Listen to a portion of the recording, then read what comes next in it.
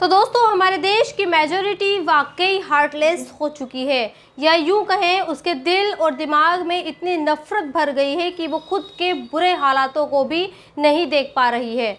अब देखिए, railway station की ऐसी तस्वीरों को देखकर किसी का भी खून खौल सकता है और वो ये सवाल पूछ सकता है कि जो देश दुनिया की सबसे बड़ी अर्थव्यवस्था बनने का दावा करता है, आखिर वहाँ के रेलवे स्टेशन के हालात ऐसे क्यों हैं। लेकिन अफसोस इस बात का है कि ऐसे कोई सवाल नहीं पूछे जा रहे हैं, बल्कि बहस इस बात पर हो रही है कि बिट्टू शर्मा बिलावल है। अब आप सोच रहे होंगे कि ये बिट्टू और बिलावल का चक्कर क्या है, तो इसीलिए मैंने ये कहा कि हमारी देश की मेजॉरिटी हार्टलेस हो चुकी है, क्योंकि उसने बिट्टू शर्मा को बिलावल बना दिया है। और सिर्फ इसलिए बनाया क्योंकि ये बिट्टू सरकार से सवाल करता है। ये बिट्टू ये पूछता है कि जो रेल मंत्री ये दावा कर रहे थे कि इस बार दीपावली और छठ पर 7,000 ट्रेनें चलाएंगे, तो फिर मुंबई के बांद्रा टर्मिनस पर ये हालात क्यों हैं। लेकिन अफसोस, इस बेचारे बिट्टू को अब बिलावल बना दिया गया है और ये कहा जा रहा है कि असल में बिट्टू शर्मा बिलावल खान है, क्योंकि एक सच्चा हिंदू, सनातनी हिंदू सरकार की नाकामियों पर कभी सवाल नहीं कर सकता, तो सवाल सिर्फ मुसलमानों पर करता है। अब संजय कुमार यादव ने भी बांद्रा टर्मिनस पर हुए भगदड़ के बारे में एक पोस्ट लिखी है और मुंबई के इस स्टेशन को पाकिस्तान का कह रहे हैं। भारत में तो ऐसा हो ही नहीं सकता, क्योंकि भारत में तो मोदी का अमृतकाल चल रहा है। यहाँ तो बुलेट ट्रेन की बातें होती हैं, यहाँ तो रेलवे स्टेशन पर तो भगदड़ हो नहीं सकती। यहाँ के रेलवे स्टेशन पर तो भगदड़ से 10 लोग घायल हो ही नहीं सकते।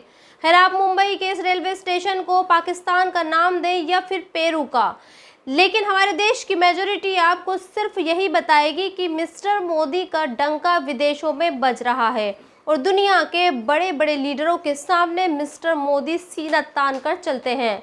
लेकिन जब वही दुनिया उत्तर प्रदेश की इस तस्वीर को देखेगी, तो उसे भी यकीन हो जाएगा कि मिस्टर मोदी के देश में एक 300 रुपये का चेक देने के लिए भी एक स्टेट का मुख्यमंत्री आता है और हंसते मुस्कुराते चेहरे के साथ एक छोटी सी बच्ची को 300 रुपये का चेक देता है।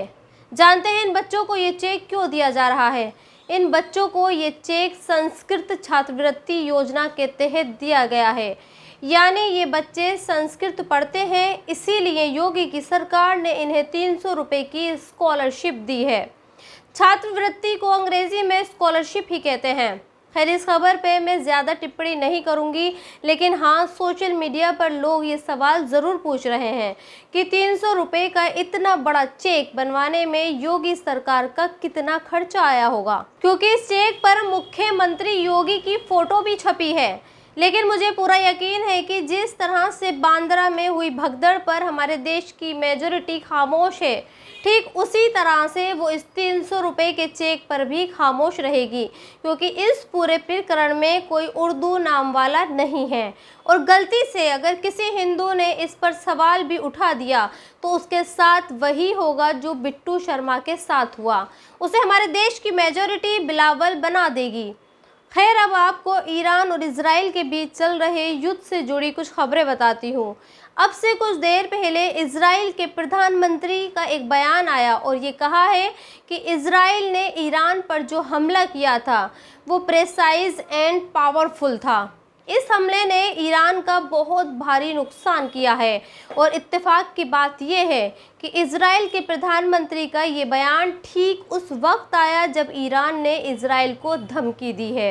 ईरान के सुप्रीम लीडर खामेनेई ने ये कहा है कि इजराइल ईरान के बारे में जो कुछ भी कह रहा है वो गलत कह रहा है और उसने अभी ईरान को समझा ही नहीं है। वो ईरान के लोगों की पावर को नहीं जानता है और अब वक्त आ गया है कि इजराइल को ये बताया जाए कि ईरान क्या है, ईरान के लोगों की ताकत क्या है। खैर, हमारे देश में भी लगातार ये बहस हो रही है कि इजराइल ने ईरान पर जो हमले किए हैं वो हमले फुस पटाखे साबित हुए हैं और ईरान के डिफेंस सिस्टम ने इजराइल की इन एयर स्ट्राइक को आसमान में ही ख़त्म कर दिया है। खैर, इसमें कितनी सच्चाई है ये तो अभी मीडिया के कैमरों और उसके सूत्रों से बाहर की बात है, लेकिन ये सच्चाई है कि इजराइल ने एक बार गाजा पर हमला फिर से किया है। अल जजीरा ने अब से कुछ देर पहले ये बताया कि नॉर्थ गाजा में इजराइल ने एक रिहायशी बिल्डिंग पर बम गिराए हैं, जिनमें 45 लोगों की मौत हुई है। सोचिए, हमारे देश में एक मौत पर बवाल होता है और इजराइल तकरीबन हर रोज़ फ़िलिस्तीन के लोगों को मार रहा है। 45 का आंकड़ा कम नहीं होता, लेकिन दुनिया इजराइल के इस नरसंहार को खुली आंखों से देख रही है और बीते 1 साल से देख रही है। मुस्लिम मुल्क भी देख रहे हैं, गैर मुस्लिम मुल्क भी देख रहे हैं और कोई भी इजराइल से कुछ नहीं कह रहा। खैर, अब आपको उस खबर के बारे में बताती हूँ जो टॉक ऑफ द टाउन है। दरअसल ये खबर उत्तर प्रदेश के कानपुर की है, जहां पुलिस ने एक IAS ऑफिसर के घर के पास से एक महिला की लाश को बरामद किया है।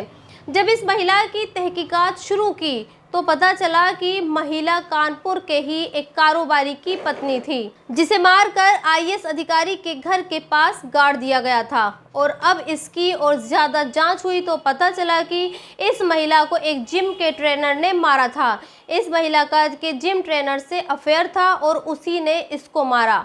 खैर, अब लोग 2 सवाल पूछ रहे हैं। पहला सवाल तो ये, क्या अब जिम ट्रेनर के घर पर बुलडोज़र चलेगा? और दूसरा सवाल जो पूछा जा रहा है वो ये है कि क्या अब उत्तर प्रदेश की पुलिस जितने भी जिम ट्रेनर हैं उनका कैरेक्टर वेरिफिकेशन करवाएगी? और दूसरा सवाल वाकई इंटरेस्टिंग है, क्योंकि ये पता लगाना है कि जिस जिम में आपकी बहन बेटी जा रही है उस जिम में ट्रेनर की उनके साथ सेटिंग होगी या नहीं। वाकई ये पता लगाना बहुत मुश्किल है। तो दोस्तों, इस वीडियो में इतना ही। आपको वीडियो अच्छा लगे तो कमेंट्स बॉक्स में मुझे ज़रूर बताएं और मेरे चैनल को सब्सक्राइब करें। शुक्रिया।